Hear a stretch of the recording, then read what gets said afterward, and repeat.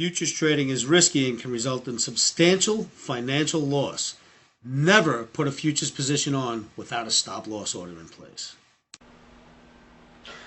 Good morning, good afternoon, good evening, traders from across the globe. Welcome to Short-Term Trading Live with Oscar.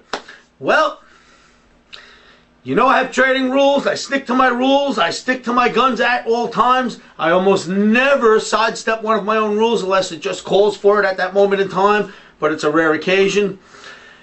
And like I said in my last video, lots of times I never trade the day before a major holiday, and lots of times I won't trade the day after a major holiday. Well, so happens that I have no trade setups for tomorrow in the S&P or really in anything else. I've seen some great stuff, guys. Take a look at the grains. Take a look at how the large traders are starting to switch to the long side. That's getting interesting. If you guys are with me, still hanging on our soybean grain scale, you know, we're doing okay with that. That's on its way back up. Maybe that'll give us a little bit of our powder back. Let's see what happens on that. But my point about not trading before or after a major holiday, especially before, first of all, there is nothing wrong with having a day where you don't trade, because you know what? The markets will still be here on Tuesday. They'll be here on Wednesday. They'll be here on Thursday. They'll be here on Friday. They'll always be here. So for me, if something that I go by regularly as one of my rules tells me on a certain day you're not trading and that's that, you know, I don't care what these markets do. I'm out and I won't be trading. That being said, I probably would have traded today, but I just don't like the setup. There's too many conflicting signals. I have a good buy setup with sell signals coming in. The same thing happened on Thursday's analysis. That tells me let it all come back, let the volume come back in, and then we'll take a look at it for Tuesday. I have a couple of charts that I'll show you, and in fact, I'm going to show you a brief illustration of why you shouldn't trade the day before or the morning of, the day before they close the markets of a major holiday. I'll show you one quick chart. You'll see, you know, yes, you could have been long or you could have been short or you could have been whatever. Point being, you'll see the type of moves that you don't normally get, and that's my reason why I stay away. So let me pull it on a chart right now. We'll take a look at it and we'll go from there. An example of what can happen to you if you choose a career in trading on the day before a major holiday. This is a 5-minute bar of our beloved S&P market on Good Friday. They left the market open Thursday into Friday for a little while for traders to react to the report. 8:30, here we are trading at 14.53. 8:35, here we are trading above 14.58, traded 59, made a high of 60 for the day.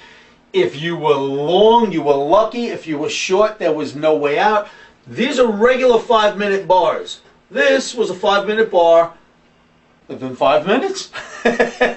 That's a very, very quick move. It all actually happened within a minute and a half, but you know, it shows up on a 5-minute bar. It happened so fast, it was just there in the blink of an eye.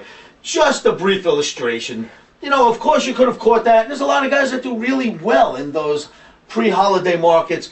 I'm not one of the guys who likes to trade in there, so just thought I'd show you that illustration. We also had euro currency side-by-side mirror image formation where we left off on our Friday video, Friday roundup. I would like to show that formation next. I'll show that to you now, and let's take a look at where it's going to go. You can see it right up to the minute where it's trading last. I just checked the time a moment ago before the video. So now, let me move to this next euro currency chart and I'll be with you momentarily. Well, here we are at the euro currency June chart, ECM7. We have side-by-side mirror image formations. Here they are. Take a look at this. Tuesday, Wednesday, leg 1, leg 2. We had a market that opened, rallied, settled. Then it opened, dropped, settled. The next day, we have a market that opens, rallies, settles. The next day after that, it opens, drops, settles, leaving a mirror image and then almost, you know, it's not an exact science, but an almost another perfect mirror image next to it. Here you have, you know, 99.9% perfect one, and it all of a sudden lets another one pop up. So we have mirror image, and here this would be leg 3 of the mirror image from Friday, Monday, or actually Thursday, Friday, right? We got Thursday, Friday, today being Monday. So if on day 3 the market moves into the range of the mirror image and then starts to head away, you should follow it down and you should have a 2-day sell signal. If in fact we were up here and the market rallied out, you should have a 2-day buy signal. The fact that we have a mirror image and another mirror image side by side, I'm willing to take a gamble that if we break out to the downside, you can take, conservatively, we'll take about the low from the high point of this day, and we'll take this high instead of going to the exact high and the exact low. So we'll take this low and this high, and we'll do a little projection. And I would think that we should end up somewhere down around here. 132.5, 132.40. Well, yeah, around 132.5, 132.30. That should probably be a decent guess of where we should end up next if we break out on the downside. Taking both mirror images into consideration, expecting a powerful move, because a mirror image on its own merit, one of them is generally powerful. So if you have two, I would think that we should get a little bit of a move out of there. I would like to have seen it move higher with the general direction of the market. Stochastics have been pinned for quite some time. They're coming off a little, but they're meaningless at this point because of this major move. So if it worked out on the upside, then you can almost really want to take it to the bank. The fact that it's been bullish and it's coming out on the downside, you may get a quick spurt down. But at this moment in time, we are trading 133.98. That is right here, and we are showing signs of going towards the downside. Let's see what gives. It's very, very interesting. Well, ladies and gentlemen, I think it's interesting that side-by-side mirror images, I never usually see things like that. I think the projection, no matter which way, should be a powerful move. It's showing us momentarily it's heading for the downside, but that could change like that, and it could easily be on the upside. But very, very interesting, so keep your eyes on the euro currency. We've also been seeing a lot of mirror image formations lately in the Japanese yen. Very interesting. Okay, I will certainly do my homework in the S&P to come up with something nice for us for tonight's trades into tomorrow. Remember, take a look at the grains. They're really shaping up down here, guys. You know, let's see what it's going to give. You're getting some good signals about a big turnaround. So we'll see what happens with that. I'll do my homework. You guys do yours. Don't forget, use my Omni as an indicator to confirm your own homework and make sure that I'm jiving with you if you're going to go with one of my trades. Don't forget, you can contact me at any time at www.future... Oh, excuse me. I've done this before. The fact that you can go to my site and sign up now has me so confused. It's wonderful. Just go to my site, futurestraders.com. You can sign up for my flash updates database. You can email me if you want right there at the site.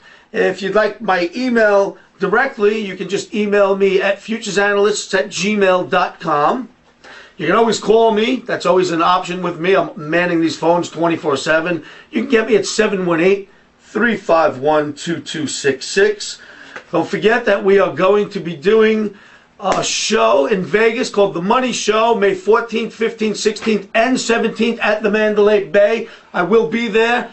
I will be there to do seminars, to meet my crowd, to meet my friends. And by the way, you guys are sending me those names about what I should refer to my crowd as.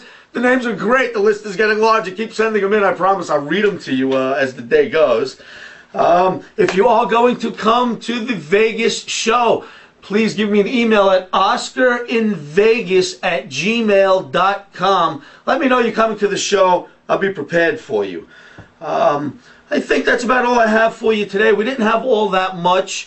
Remember, guys, I try to bridge the gap for you here, the gap from the days of old when you called the trading floor and there were lots of people down there to help you out with your trading, to the days of today. We bridge the gap to the future where you keep punching your orders in from your homes or your offices by yourself. You need to become very professional at that, and I am helping you. We've got a nice crowd right now. We're getting in and out of markets together. It's working well. Come join us. If you'd like to, when you're on our YouTube spot, www.youtube.com/futuresanalysts. Hit the subscribe button. That will enable you to get our videos the moment we put them out.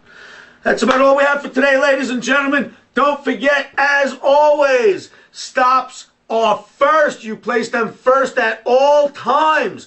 Stops are in, emotions are out.